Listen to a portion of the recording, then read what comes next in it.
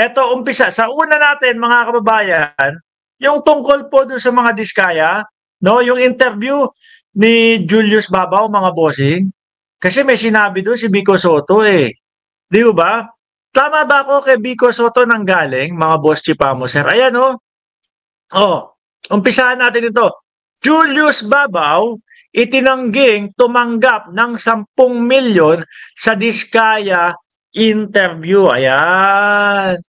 No? Pinabulaanan ng broadcast journalist at content creator na si Julius Babaw ang 10 milyong piso ang kapalit ng panayam niya sa mag-asawang Sara at Curly Diskaya. Nangyari ang panayam kay Julius. Ang panayam ni Julius sa mga Diskaya halos 1 taon na ang nakaraan, patuloy na mapapanood ang kanyang unplug. Ang pagtanggi at paglilinaw ni Julius ay kaugnay sa Facebook page ni Pasig City Mayor Vico Soto ngayong Huwebes, Agosto 21. Ako, mga kababayan, no? Ang tingin ko dito yung side ko ho, mga boss Chipamo, sir, bilang isang content creator, alam naman po natin mga bossing na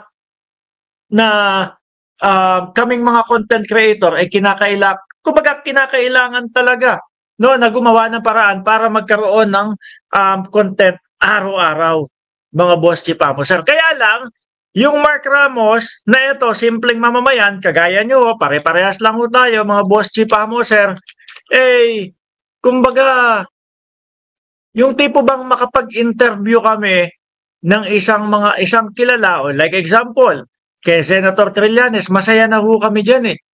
Masaya na po kami dyan, yung makapanayam natin si dating Senador Trillanes, okay na kami dyan. No, kasi at least meron na kaming magandang nagawang content para sa inyo, may inaihatid na kami. No? Pero yung bayad na 10 milyon, o kung magkano man ang bayad, mga kababayan, eh, para hindi ko nahangarin eh. Sa akin ho yun mga bossing.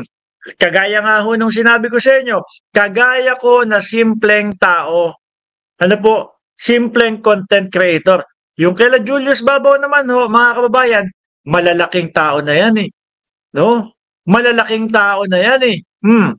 Yung tipo bang, kapag ka merong mga i-interviewin, etc., o kung merong gustong magpa-vlog sa kanila, like that, eh hindi natin alam kung nagpapabayad sila or kagaya nga nung sabi niya, no, hindi daw.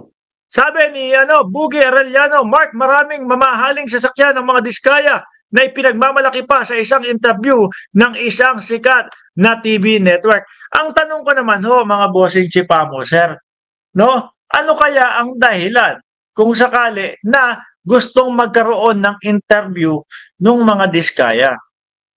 Ano ang dahilan, no? Para bumayad sila kasakagaya ni Julius Babaw para ma-interview sa kanila sila. At unang-una, ang mga pinakita yung mga mamahaling sasakyan. Uy, grabe! Ano po? Sabi nga nung iba, Diyos ko po, diyan ba napunta ang pondo ng bayan namin? O hindi po natin masisisi yung mga kababayan natin na nagsasabi o nagsasalita ng mga ganun. O bakit, mga bossing? Tingnan nyo, ang daming proyekto, yung mga flood control, ang daming mga proyekto na nabinbin at hindi natuloy. At hanggang ngayon, nakatenga pa din ho, mga kababayan. Di ba? Sabi ni Gracious Grace ng Ceresa Force, para famous daw. Para famous, tapos magbabayad sila ng 10 milyon. Sa akin lang tingin ko, iniisip ko talaga Tingin ko hindi. Bilang isang Julius Babaw, yung magkaroon siya ng content, tapos maipakita niya sa content niya yung napakaraming luxury car, kahit papaano, magandang kita na doon sa ano niya yun sa YouTube channel niya yun No, kaya hindi ko maintindihan kung paano i-connect yung 10 milyon na magbabayad. At pilit kong iniisip, mga boss Chipamo, sir, kung ano at para saan yung magiging vlog na yon at ano ang magiging benepisyo noong mga diskaya para bumayad ng 10 milyon. Yun lang ho ako, mga bossing. Di ba? Di bali sana kung ang binablog ay mga politiko, like ganyan, mga politiko na ipapakita, ipaparinig, or ipapaalam sa mamamayang Pilipino yung magagandang mga ginagawa nila o magandang mga proyekto nila, etc. No? Sabi ni Shiro Kansaki, di ko talaga masisisi si Mayor Vic dyan. No? Si Bico. Pero at least malaki ang exposure ng mga Diskayas. Kitang-kita pa yung mga info nila. Hindi kaya para mas tangkilikin yung negosyo nila. Pwede din ho yun. Ako mga bossing, talagang question mark po sa akin. No? Talagang question mark sa akin yung sinasabing 10 milyon na bayad para interviewin ho sila, mga kababayan. Misinformation si Bico dyan, sabi ni G0225. Bilang isang ako kung tatayo ako o lalagay ako sa sitwasyon ni Julius Babaw, yung ma-interview mo lang itong mga tao na to, tapos magandang content ho yan. Ibiruin mo, 100 mga luxury car, tapos hindi lahat nila nagagamit. Magandang content na ho yan. Tapos kapag nilagay mo yung thumbnail, etc., etc. Sabi ni Nelin Lozano, buti nga na interview para nalaman ang pagkurakot ng pamilya Diskaya sa gobyerno at mamamayan. Sabi ni Mila Marquez, wow, malaking halaga ang 10 milyon. Oo, totoo. No? Kaya pilit ko pa din pong inaalam ano ang dahilan kung meron talagang nangyaring bayaran na 10 milyon. Hindi ko hindi ko po talaga makita yung o hindi ko po talaga maiugnay yung logic no? Kung negosyo sana, may mga negosyo sila, tapos yung video is more about doon sa promotion o pagpo-promote ng mga negosyo na yon, baka po mga bossing, yon masabi ko na may bayad. Sabi ni Jcas, baka naman may ebidensya si Mayor Bico, ilalabas lang sa tamang panahon. O yan, kung sakali na meron, maganda. Di ba? Pero, yung komento ko ho dito, mga boss chief mo, sir, ay komento lang po na galing sa isang simpleng nagbablog o galing sa isang simpleng mamamayan ho na may maliit na YouTube channel.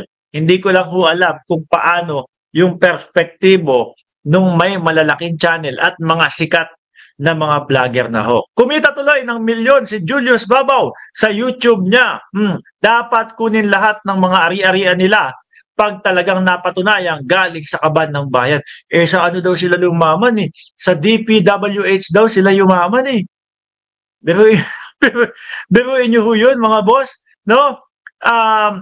Hindi, totoo to. May nag-vlog nito na ang sinasabi, naku, alam mo ba, yung mga negosyante, etc., ayaw na ayaw niyan.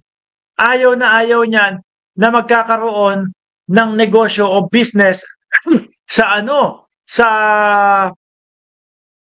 gobyerno kasi matagal magbayad. 'Di ba? Kasi matagal magbayad. Pero iba ang Diskaya. Ang Diskaya, mahal na mahal at gusto nila ang DPWH, mga bossing. Yung mga negosyo, lalo na yung maliliit, yung hindi ganong kalakihan, yung mga puhunan, sa tagal hong magbayad ng gobyerno, nagbabayad naman, pero sa tagal hong magbayad ng gobyerno, mga kababayan, mauubusan sila ng pondo Kaya iniiwasan nila yan Pero ulitin ko, yung mga Diskaya, nako, gustong-gusto nila yan Di ba? DPWH, sabi ni Shiro Kansaki, dapat pala walang iya. Anyway, mga bossing, iwanan na ho natin yung topic na yan, mga boss. No?